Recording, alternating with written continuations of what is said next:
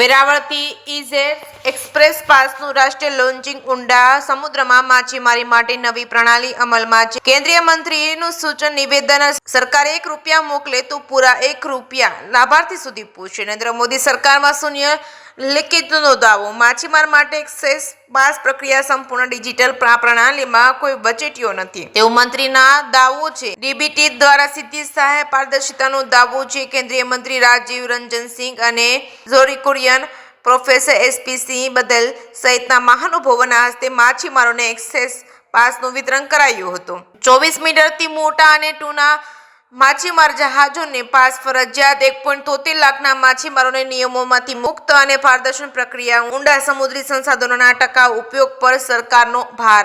જેકે સિંહ સાથે મહેશ વાજા, સોમનાથ.